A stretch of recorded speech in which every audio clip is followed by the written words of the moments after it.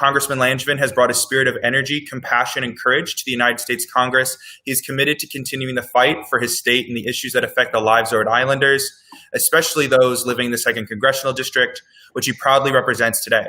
Jim is a senior member of the powerful House Armed Services Committee, where he serves as chairman of the Intelligence and Emerging Threats and Capabilities Subcommittee.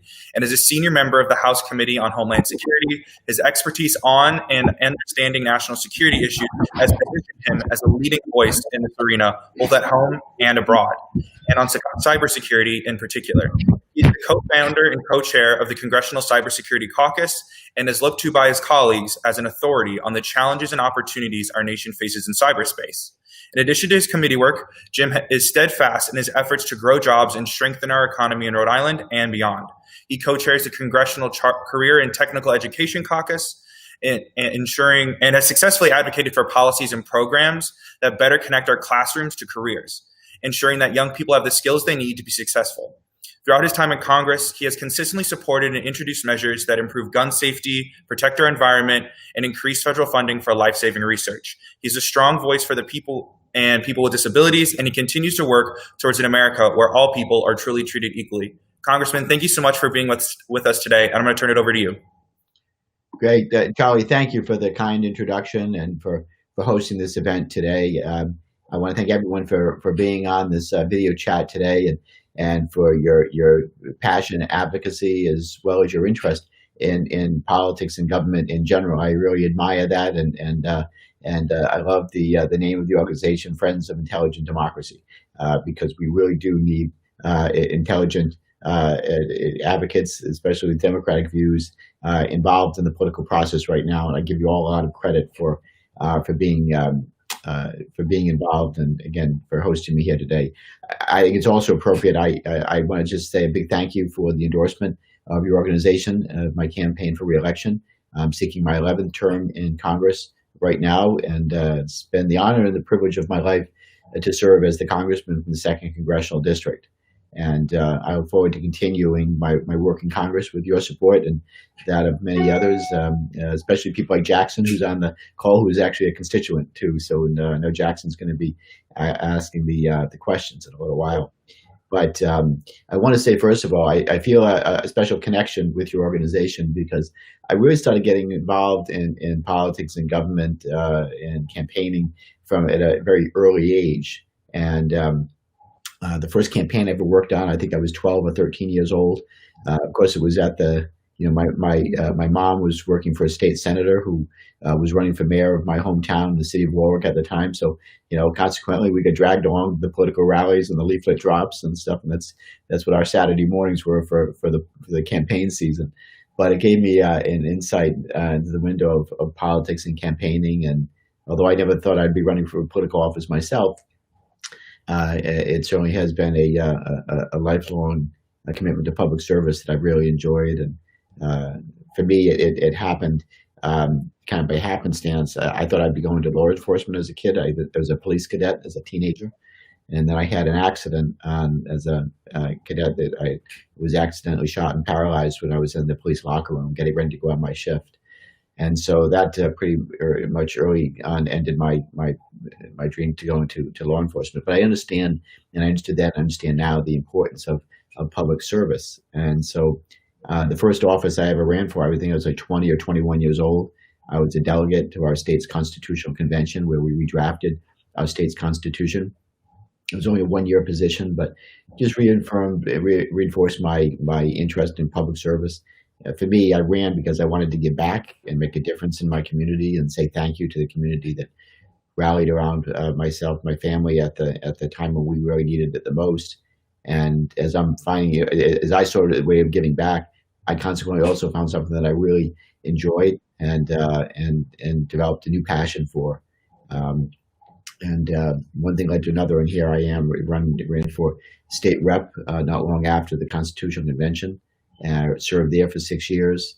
And meanwhile, I was in school. I was elected as an undergraduate in college, and then finished my master's degree at the Kennedy School of Government at Harvard. And then I graduated in May of '94. Was on the ballot in November of '94, running for Secretary of State.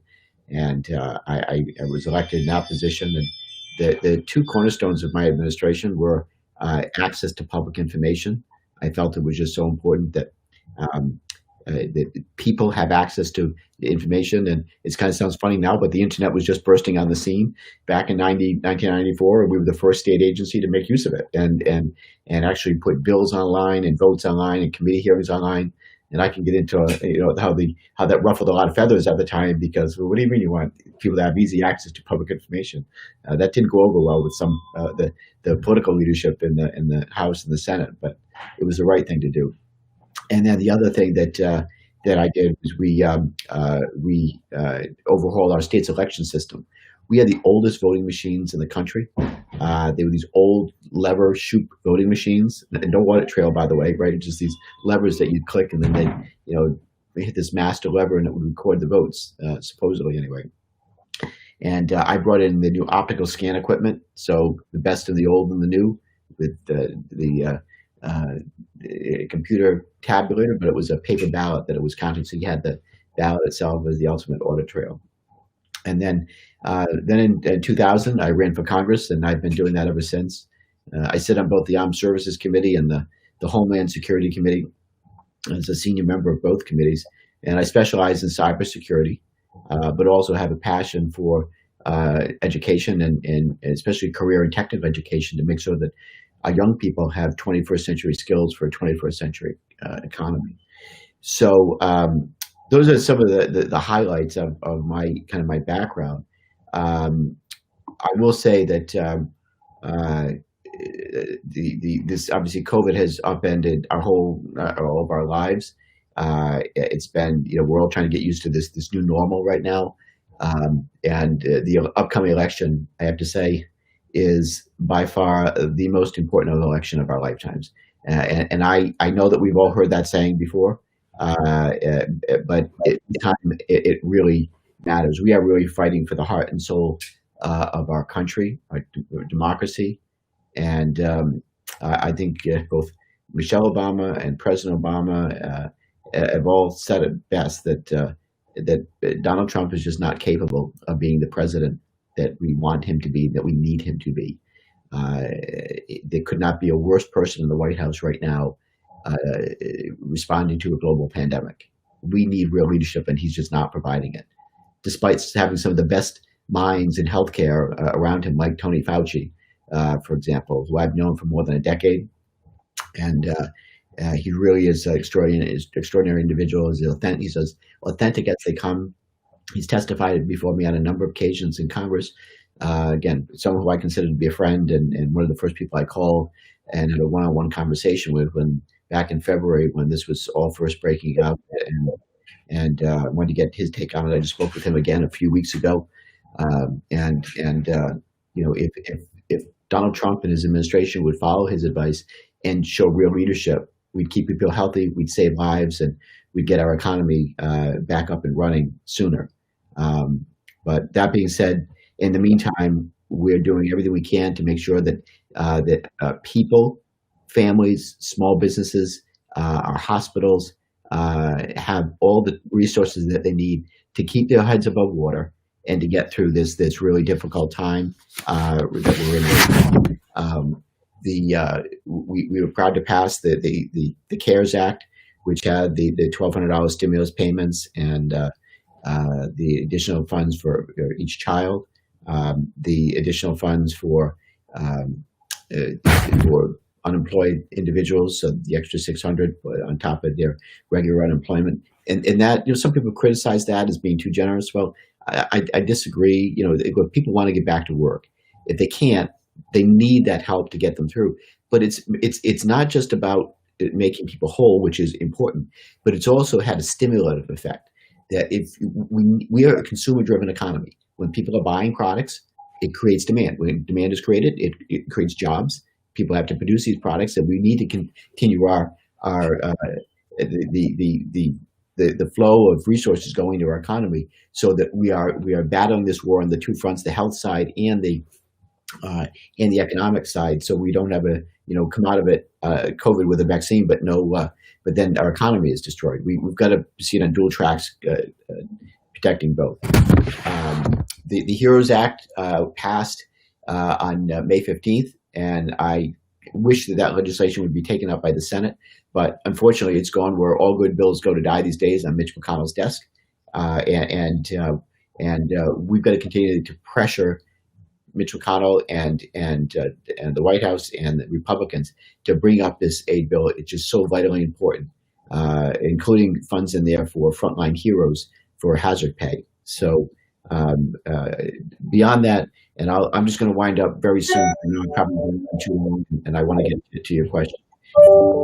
There are many of the challenges that our country is facing right now, and obviously the George Floyd death was just horrific.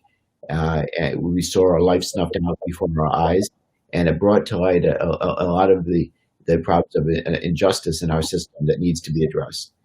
I've co-sponsored the Justice and Policing Act, which is aimed to combat our racial profiling and hold police officers more accountable for their actions. And this bill was in response, obviously, to both George Floyd, Breonna Taylor, and many other individuals of color who have been targets of police brutality for far too long.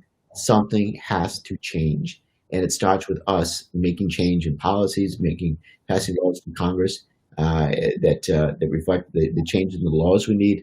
But we need to do more to change hearts and minds. That includes better training for our police officers, and looking at how we rebalance what we're putting into law enforcement budgets, but also looking at what we're doing in community service programs and things like intervention counselors, whether it's family counselors that might be a better response, or have the person taking the lead on the scene, or people with nonviolence organizations who are de-escalating tensions in maybe even gang-related situations or other situations. We have the Institute for the Study and Practice of Nonviolence in Rhode Island, which is what I'm thinking of as the organization that responds with police officers now very often when it's appropriate.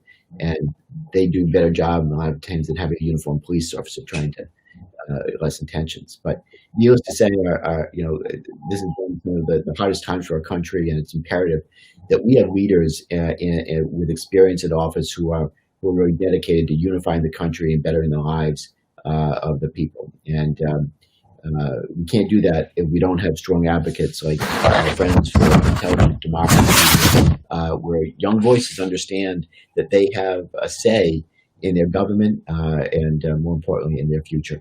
So we need to encourage more young people like all of you to get involved, and I'm really grateful again to be here with you today as as your partner to discuss issues that are important to you and your supporters. That being said, I'll just close by saying if you're interested in getting involved, there are many ways that you can do that, and for more information, you can call my campaign headquarters at 401-737-7177, or you can contact my campaign manager, Mike DeAngelis, who's also on the video chat today, and his email is mike@jimlangevin.com. So, or obviously feel free to visit my website at www.jimlangevin.com, and we can learn more about my race at a primary and general election, and sign up to help out a campaign, or even chip in a few bucks if that's doable. $5 or $10 goes a long way, believe it or not, when you're crowdsourcing and we put all these resources to good use, especially in this time and age where right now we have to do everything virtual and digital and all that costs money. So with that, I can't stress enough that this is the most important election of our lifetime. And it really is imperative that we continue to come together, and that we elect leaders in both September and November who will be able to make change and really unify this country rather than divide it. I'm so excited about our nominee, Joe Biden, and Kamala Harris as our vice presidential nominee. And Joe Biden is the right person at the right time with Kamala Harris to unite the country and move us forward. So with that, I'll stop and say thank you again for your endorsement, and I look forward to taking your questions. Great. Well, again, thank you so much for being here. And our first question is very relevant to a lot of things you talked about and related to the COVID-19 crisis. And so my first question is, do you think that wearing a mask has become a political statement? And then what are the dangers of politicizing? Yeah, unfortunately, mask wearing because of the president has become um, a political statement. Unfortunately, it didn't have to be that way. It shouldn't have to be that way. And I can only surmise it's the president's vain and vainness and ego that didn't think he looked good in a mask or something. And so, look, he has this extraordinary and just odd, uncanny following of these loyal supporters, and they live and die by his words. When he said, I could go in the middle of Fifth Avenue and shoot somebody and no one would care. I thought it was hyperbole at the time. It's not hyperbole anymore. I really do believe it. There are just some people who justify his actions no matter what, and it's sickening, to be honest with you. So yeah, unfortunately it has, but we have to get away from that and look to the guidance of public health officials. That's who I look for the most relevant information and what we need to do to keep people safe and healthy. I know that we had in past situations, we had administrations that listened to public health experts, especially you look at the Ebola outbreak and that disease, and you take 2014, 2016 by way of example, and despite some setbacks with the international response, the Obama administration really implemented a proactive and coordinated strategy involving international partners like the World Health Organization and Doctors Without Borders, and to really assist with response and efforts in West Africa and other places where there was an outbreak, and we had an effective response, and it kept people safe and kept people healthy. So when you compare the response there with the Ebola, you compare that with the 5.4 million cases so far of COVID and 172,000 deaths here in the United States, you really get a sense of just how dangerous it is to politicize public health. Exactly. And I also feel really bad for our school students that are being forced back into school as well. I remember being a middle schooler during the H1N1 pandemic, and my parents worried about me going to school, making sure to wash my hands, things like that. The next question kind of moves on to something that deeply affects Rhode Island's economy, which is climate change. And so Gen Z and younger millennials like myself and my team have been leading the fight for climate justice and against a climate crisis that we were born into. How do you plan on supporting their message and actions in Congress? Yeah, thanks for asking the question. And you're right. This is one of the biggest challenges of our time globally is climate change, and we really need to do more to have a more effective response. It really is an existential threat. There's no two ways about it, and we have to rise to the challenge by, first acknowledging that climate change is real and how it's impacting our environment, our public health, how it's impacting our economy, and even our national security. This is one area where I've been able to lead on the issue of climate change. I did something that no other member of Congress has been able to do, and pass bipartisan legislation that it said it established a sense of Congress. It was an amendment that I added to the National Defense Authorization Act, and the preamble of it started that climate change is affecting is a threat to U.S. national security, and the resolution required each of the branches of the military. Did this in 2018. Requires each of the branches of the military to identify the top 10 most vulnerable bases to being affected by climate change, and estimate the cost of mitigating those effects.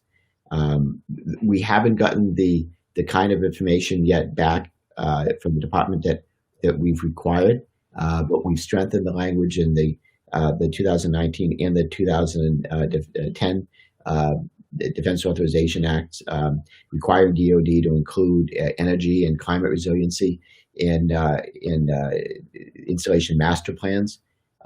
So we're continuing to work this going forward. But by the way, it's becoming, I believe, more and more bipartisan. I got that through when it was a Republican-controlled committee, It passed on a voice vote, bipartisan amendment, bipartisan effort. And then when it got to the floor, um, there was a Republican amendment to strip that language out. And I really thought there's a very good possibility we we're going to lose and that language is going to come out. But we battled hard, and it was a bipartisan effort. And so my colleague, Elise Stefanik from New York, she and I teamed up. And not only did we get the 23 votes, Republican votes that we needed to protect that language, but we got 46 votes to protect the language. So I was heartened by that, but clearly Democrats are leading on this issue, and we need to continue this fight. Beyond that, the other thing that we need to do is we have to really prevent the U.S. from withdrawing from the Paris Climate Accords.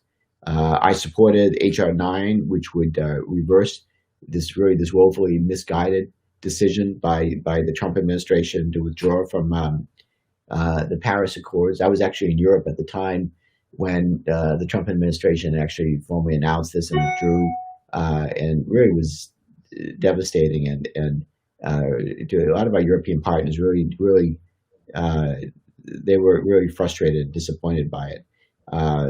HR 9 would reverse that decision, and ultimately will be, because the bill is in on Mitch McConnell's desk, where again I've said before it's collecting dust and goes where a lot of good bills go to die. So really new leadership in the Senate is needed, and new leadership in the White House is needed. It's going to President Biden would then recommit the United States to the Paris Accords.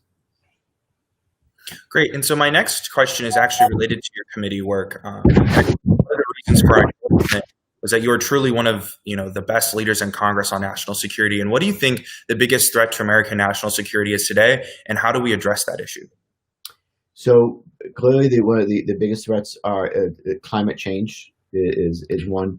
The other one is an issue I've been working on for quite some time. And that's the issue of cybersecurity. We're the country that invented the internet. We make the most use of it, but we're also most dependent on it. And we are, where the internet was never built with security in mind. We are really subject to its vulnerabilities, and bad actors take advantage of those security vulnerabilities every day. So one of my proudest accomplishments was to have been a member of the cybersecurity. The Cyber Solarium Commission, and would help create a better overarching strategy for protecting the United States in cyberspace. We really do need a national cyber strategy that makes adversaries think twice before targeting us, and really ensures that we're resilient in the face of their operations. So the Cyber Solarium Commission released its report on March 11th of this year, and that contained over 80 recommendations. One of them involves creating a national cyber director. This person would have be located in the executive office of the president, would be Senate confirmed, it would have policy and budgetary authority to reach across government and better coordinate our cyber policy and response. So that's between climate change and cybersecurity, probably the two biggest challenges that I can see for our country.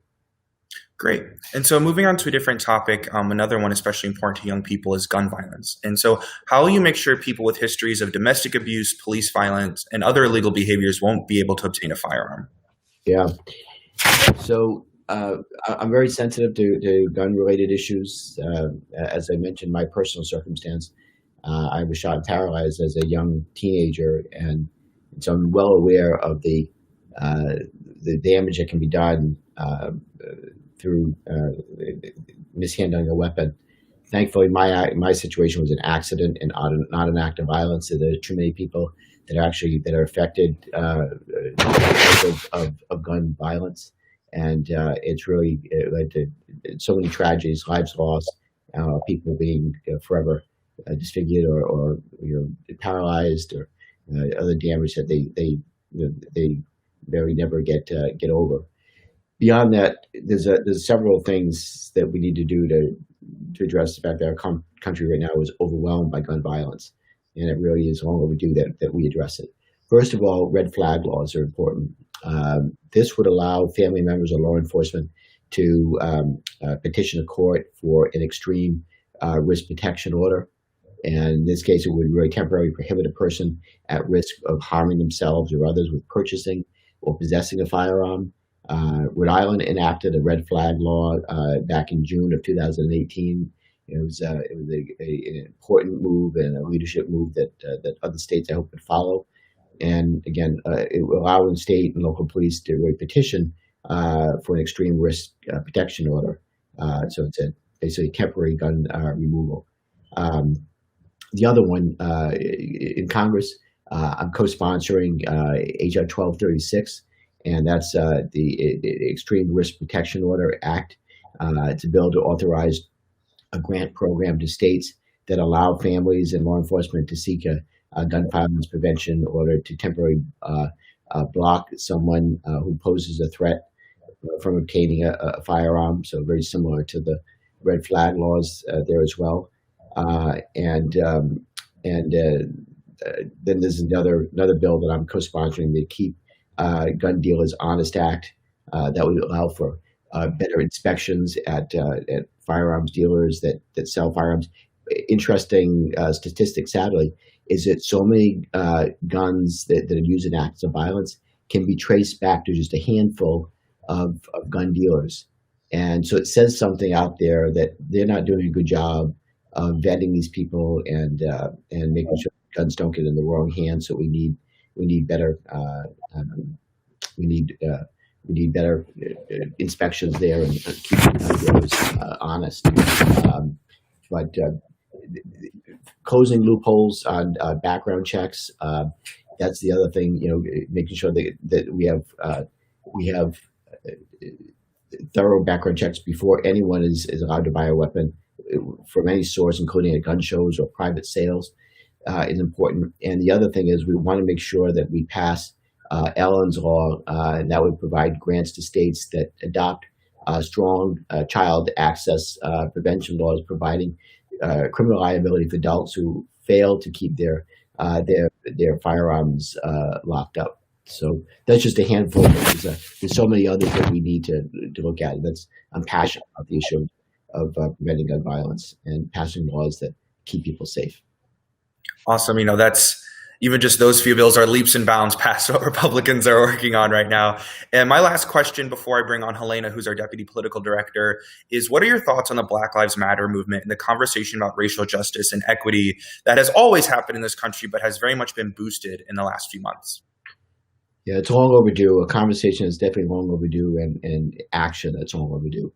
Tensions are high right now, and people are justifiably really enraged over the countless incidents of injustice and discrimination against minorities and communities of color. And it's time we act. Not now more than ever. We have to extend our hands to our neighbors. We have to embrace each other and live with respect and compassion for one another. And just as we have, in the face of adversity and turmoil throughout our history, we have to persevere and come out stronger by uniting. So on June 25th of this year, just before I voted for HR 7120, the George Floyd Justice and Policing Act, I thought about the 8 minutes and the 46 seconds that George Floyd fled for his life on the ground as he was pinned by the knee of a police officer on his neck. And I have to say, I reflected on that tragic loss of Ahmaud Arbery and Breonna Taylor and Rashad Brooks and just the many others, and in so many ways their grief and the grief of the millions of people across the country mourning tragedy after tragedy are reminders that we must act. So the George Floyd Justice and Policing Act it includes provisions that would really end chokehold procedures and no-knock warrants, as well as to address racial profiling and the qualified immunity doctrine that shields police officers that are found guilty of inappropriate conduct, from accountability.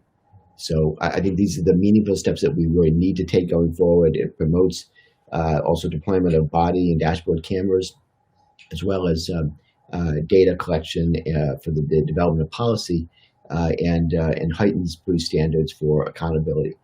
I know that so many police officers go to work every day trying to do the right thing, and they live by that motto, protect and serve. But for those that don't, something is radically, drastically wrong, and we need to change this course that we're on and have a course correction. And I think this bill does that. Awesome. All right, great. So I'm going to put Helena on, and she has a couple other questions before we move on to the audience portion as well. So for anyone watching the live stream, you can submit your audience questions in the comments, and my team will put them on the docket to be asked. Hello, Congressman. My first question for you is, what can the Democratic Party do to be more inclusive of people with different sectors of democratic politics, advocacy, and activism? Well, first of all, make sure that every person you know is registered to vote, especially if there are people with disabilities who, for whatever reason, may not be out in the community like we hope, and that the Americans with Disabilities Act encourages and guarantees that right to be active and involved participants in our community. We want to make sure that every person with disabilities is registered to vote. But also beyond that, making sure that polling places are accessible, educating voters about the issues that affect them, and really teaching them how to communicate effectively, and with their representatives, and encouraging them to even run for office themselves is a good thing to do. So we need to work together to ensure that millions of voices are heard, that no one is shut out. But those are some of the thoughts that come to mind. Yeah, definitely. I definitely agree. So then next question, immigrants are a very integral part of this country and deserve the same protections and rights that all Americans deserve. What will you do to ensure that our most vulnerable populations are protected from very harmful legislation and policing we've seen under the Trump administration? Yeah, thanks for asking the question. First, I'm going to make sure that that we get out the vote. We have to win back the control of Congress to get Trump out of the White House, and restore integrity and balance back to our democracy. He's been just such a divisive figure, and what's so sickening and very disheartening is that President Trump has tried to divide the country as opposed to bring the country together.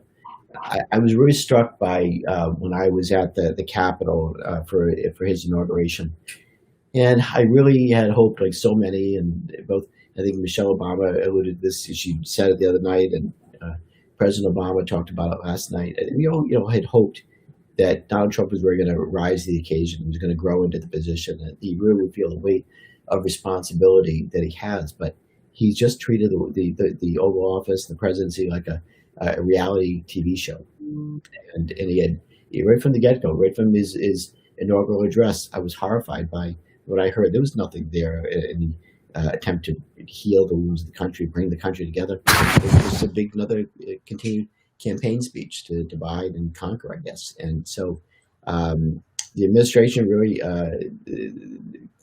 continues to take an incredibly inhumane approach to immigration and policing. And we passed legislation to provide humanitarian assistance to immigrants at the southern border, and in an effort to ensures they have access to necessities like toothbrushes and soap. HR 3401, the Emergency Supplemental Appropriations and Humanitarian Assistance and Security Act at the southern border, was signed into law in July of last year. Unfortunately, it didn't contain the strict controls that we had hoped for. But we really need to raise our voices and make sure that we have that we fight for those who can't fight for themselves. Absolutely. Well, our final question, what has representing Rhode Island's 2nd Congressional District meant to you? So, as I said in my opening statement, it really has been the honor and the privilege of my life to be the voice and vote of the people of Rhode Island's 2nd Congressional District in Washington. We are, a country full of challenges, but I come from a great state, some of the hardest working people that I've ever had the privilege of meeting, and their work and the way that they live and raise their families and go to work every day to try to make a better life for themselves, their families, in our community, and try to strengthen our state. It inspires me, encourages me to continue the fight in Washington, and with your support and that of others, I'm going to have the continued ability to do that. But our work is not done. One of the proudest moments of my career, there's really two of them. One, when I was in the legislature and I voted to create the Right Care program in Rhode Island that used Medicaid as the vehicle to covering low income or uninsured people. So we had consequently one of the lowest uninsured rates of any other state in the country per capita. And then the other proud moment was being at the White House with the president, or on the floor when I actually voted for the Affordable Care Act, and then again being at the White House for the signing ceremony that covered millions of more people. Those are just moments that are just extraordinary moments of satisfaction, knowing that make a difference for our people in their lives, and that we're doing so much to cover the uninsured and control the high costs of the rising costs of healthcare. So those are the things that stand out to me, and I want to continue those efforts. It's been heartbreaking to see this administration and the Republican-controlled Congress at the time, House and Senate, where they did everything they could to weaken the Affordable Care Act and didn't care about people with pre-existing conditions, or that healthcare costs were going to continue to rise and premiums were going to rise. More and more people are going to lose their insurance. We have an opportunity to right the ship, turn that around with a Biden administration, and hopefully a Democratic House, Senate, and White House. Great. Thank you. Great. Thank you so much, Helena. So on my team, we have a lot of good audience questions, but while we're still getting those together, I just want to take a quick moment to ask anyone watching, please make sure that you are registered to vote. You can go to vote.org. You can also visit our website today. We're posting a link that allows anyone across America to request to do a voter registration event with us, where you can use a tool that allows us to make lists of unregistered voters. So, a 1-hour phone bank can add people that make a difference in each race. And also, Congressman previously mentioned, please go to Langevin.com, volunteer time, donate if you can afford it as well. So next, we're going to move on to audience questions with our social media manager, Jackson, who is coincidentally also a resident of the 2nd District. So here is Jackson. Hi, everyone, and hi, Congressman. Hello, Jackson. How are you today? How are you doing? Great. How are you? I'm great, thank you. It's a really good honor to be speaking with you today. I have around 4 questions. And the first one is a very important one pertaining to an issue going on in America right now. So it's become more and more evident that voter suppression in many, many forms is becoming an issue for many Americans today. In the halls of Congress, how are you working to address this very pressing problem? Yeah, I'm very concerned about voter suppression, and I want to pass an updated version of the Voting Rights Act, and that act is named after John Lewis, a good friend who we just lost recently. I said as a tribute to him, as a eulogy when we got up and spoke about John's passing, that I was honored to call him a friend, that his presence was always felt in the Congress as the conscience of the Congress in so many ways, and his absence will be felt and is felt even more. So passing the Voting Rights Act updated version bearing his name would be important. The other thing that we're doing, Speaker Nancy Pelosi has called us back to Washington this Saturday, where we're going to be voting on a bill that's going to reverse the bad actions of the Postmaster General to weaken the postal system and slow down mail delivery. Because of public pressure, thankfully, the Postmaster General, Louis DeJoyce, has done an about face, and he says he's not going to implement further changes until after the election. To me, that's not good enough. It's a good step, but didn't really address what he's going to do with the actions that he's already taken to slow the mail down and do things like dismantle and decommission high-speed sorting machines. It still doesn't make any sense as to why he did that. But we're going to do everything we can to reverse those actions and make sure that mail ballots are counted effectively, that no one is denied their vote being counted and registered. It's so important. Right, absolutely. Thank you. Our second question is Rhode Island's Governor Gina Raimondo has long been praised for her response to managing her state's COVID-19 response and working hard to keep all Rhode Islanders healthy during this really difficult time. How are you working alongside Governor Raimondo to ensure that your constituents in RI's 2nd District are kept safe? Sure. Well, I've had many conversations with the governor, and first of all is getting the federal aid to come to Rhode Island so that Rhode Island has the resources to combat COVID related issues and make up COVID related funding shortfalls as a result of those expenses that come up. So passing the CARES Act meant $1.25 billion for Rhode Island for COVID related expenses. And so that was an important thing. That had funds in there for the state, had money there for hospitals and frontline healthcare workers, and money there for PPE, but also money in there for the PPP program to help our small businesses keep their heads above water, which I know is on Governor Raimondo's mind, and she's as concerned about it as I am, as the whole delegation is. And so make sure that we have the resources both to combat the public health crisis of COVID, but also the economic crisis that we're facing, and helping people to keep their heads above water. Beyond that, we passed the HEROES Act, which, as I mentioned, had more money in there for states and municipalities, as well as additional stimulus funding. So those are probably the biggest things that I would say that we're working on together. But we stay ready to do whatever we can to work with the governor and make sure that Rhode Island has everything it needs. Right, fantastic, thank you. So both you and your fellow Rhode Island Congressman David Cicilline are members of minority groups not often represented in government. In your opinion, why is it so important to have this type of representation in the halls of Congress and even beyond that as well? I think that diversity is just so important, and we all bring different life experiences and perspectives to our position. So I think it's important that the Congress look like America, and it's balanced between men and women, people of color, LGBTQ people serving, as well as people with disabilities. There haven't been enough people with disabilities running for and serving in public office, and I hope to change that in time. No matter what party you're from, I think we all have perspectives to offer. Tammy Duckworth and I served together for a while before she left, and she ran for and was elected to the Senate. But we were the only two permanent wheelchair users at the time when she was there. And although sometimes members of Congress, for temporary reasons, are using a wheelchair, I'd like to see more people with disabilities running and serving. Fantastic, thank you. But diversity is important, so right, absolutely. Yeah, definitely, of course. Our final audience question is one that's very important to me as a member of the queer community.